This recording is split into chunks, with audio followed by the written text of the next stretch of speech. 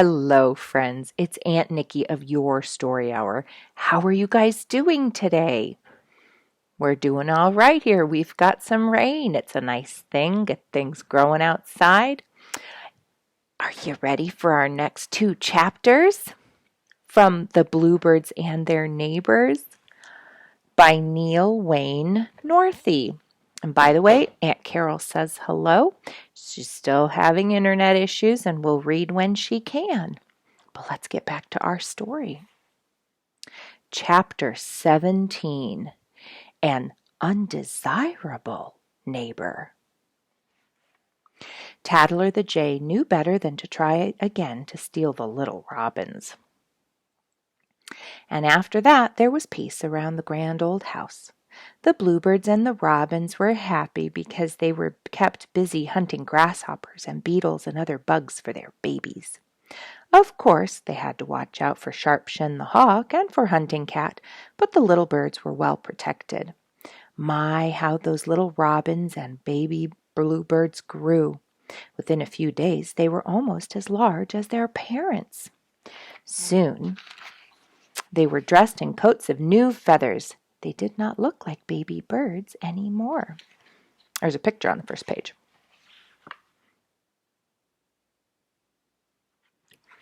And it says, Scrapper the kingbird is sitting on his lookout stub by his nest. Hasn't happened in our story yet. Let's find out. Mr. and Mrs. Bluebird were proud of their family. They had 5 children, and it wasn't long until the nesting box was crowded. Then came the day when the baby bluebirds were ready to leave the nest. One at a time, they hopped onto the doorway of the nesting box and sat there a moment looking around at the great wide world. Each one seemed to be looking for a place to alight at the end of its first flight. Soon went one away, and some went another. Soon Mr. and Mrs. Bluebird were hustling from one side of the lawn to the other where they were watched over and encouraged the scattered young birds. It was about this time that the young robins left their nest in the red cedar. Within a few days the baby bluebirds could fly as well as their parents. They were babies no longer. Of course, they still needed the attention of someone to complete their education. Mrs. Bluebird left that to Mr. Bluebird. You see, Mrs. Bluebird had decided to raise another family. So she was busy laying more eggs. You may be sure it kept Mr. Bluebird busy caring for his first family and at the same time feeding Mrs. Bluebird while she kept the new eggs warm. It surely was a busy time for Mr. Bluebird. In fact, he was so busy he could not find time to sing. In a few days, the baby bluebirds were able to find their own food and to take care of themselves. Then Mr. Bluebird could give all his attention to Mrs. Bluebird. Robin Red is not like that. He cares for his family of youngsters until they are quite old. He is not much good at teaching them how to find their own food. Sometimes we see children who are spoiled by their parents like that. They are pampered so much that they are not self-reliant. Mr. Bluebird believed in showing his children how to do a thing and then letting them do it. Besides showing them how to find food, Mr. Bluebird warned them against their enemies. He told them about Sharpen the hawk and Hunting Cat and Sharptoes the duck hawk and others. There are many enemies that the young bluebirds had to watch. One day when the young bluebirds were in the green meadow looking for bugs, they were frightened by a great shadow that came sailing over. My, how frightened they were! You should have seen them hurry back to the shelter of the apple orchard near the grand old house. "What's the matter?" asked Bobby White, who was standing at the edge in the shade of the hedgerow. "Whatever is the matter?" "Oh!" exclaimed Betty Bluebird, "we saw a great bird many times larger than Sharpen the hawk, and we were frightened." Bobby White looked up at High Cliff. On a rocky pinnacle high above the little jungle thicket where Molly and Peter lived was the nest of Aquila the golden eagle. Bobby White knew what had frightened the bluebirds, for he had seen Aquila before. You see, Aquila had been living on High Cliff many years. Every year he and Mrs. Aquila carried a few new sticks to the old nest to be used in remodeling it a little. They were living on High Cliff when Bobby White was hatched several years before. Eagles live to a grand old age, sometimes using the same nest for more than 50 years, or at least some of the family do. Bobby White knew Aquila the golden eagle well from a distance. "That was Aquila the golden eagle whom you saw," exclaimed Bobby White, "but you do not need to fear him. Aquila is looking for a larger game than bluebirds, and besides, you are perfectly safe as long as Scrapper the kingbird is sitting on his lookout stub by his nest. Aquila will not come near, for he knows that Scrapper will pick out his eyes. There are Molly and Peter in the little jungle thicket at the foot of High Cliff, and there is their neighbor Johnny Chuck.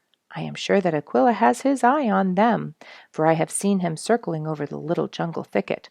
Molly and Peter are usually out of sight during the day, but Johnny Chuck is rather careless at times." "Oh dear," said Betty Bluebird, "I'm glad we do not have such a neighbor as Aquila. It must be trying to have to watch every minute or else be carried high in the air and fed to waiting baby eaglets. I do not know whether we should venture to the green meadow again or not." Betty Bluebird was not the only one who was worrying about Aquila, for right that minute Johnny Chuck was wondering how he could enjoy a nap in the warm sun without getting caught. Chapter 18. Johnny Chuck has a narrow escape. Let's start with the picture at the bottom of the page. There's Johnny Chuck and there's Aquila. And it says, "Down through the air like a falling arrow shot Aquila on his strong wings." He's going to try and get Johnny. Johnny Chuck poked his nose out of his friendly burrow under a large flat rock and looked around. Everything looked peaceful. He could see Aquila the golden eagle circling far over the black forest. At least he thought it was Aquila. As a matter of fact, it was not Aquila at all, but his cousin Baldy that Johnny Chuck saw. Baldy the eagle looks very much like Aquila, and especially from a distance. If they are close, it is easy to tell one from the other, because Aquila the golden eagle has feathers all the way down his legs to his toes, while Baldy the eagle's shins are bare. But of course Johnny Chuck could not be expected to know the difference from that distance. He thought that Baldy was Aquila. Baldy lived in a nest that he had built in an old dead tree that stood near the black forest on another cliff. Johnny Chuck might have known that he should not crawl out on that flat rock, even though Aquila had been hunting over the black forest. He should have known better, for when the laughing yellow sun smiles down on Johnny's broad back, it makes him feel as little boys and girls feel when the Sandman calls. At first Johnny Chuck only nodded, keeping one eye open for Aquila and for other foes. But there was no use resisting the bright light little sunbeams. No, sir, it was simply useless. He was getting sleepy. They danced through Johnny's hair and warmed his back, and the first thing Johnny Chuck knew, they had him completely in his power. His head dropped down on his front feet, and he was sound asleep. It seemed as if Johnny could have stayed awake a while after sleeping most of the winter, but not even the fear of being caught by Aquila could keep his eyes open when the bright little sunbeams were playing tag on his back. Johnny should have had Mrs. Chuck watch while he slept, but Mrs. Chuck was busy with family duties then. She was in the friendly burrow, caring for her 9 tiny babies that had not yet opened their eyes. Now, when Johnny Chuck was sleeping, that was the time that Aquila, the golden eagle, was not asleep. And we have a picture. Oh, let's see if I can get it in screen. Look at Aquila. Beautiful. Now you can picture Aquila while I read. Aquila had been watching for some time for Johnny Chuck to come out of his friendly burrow.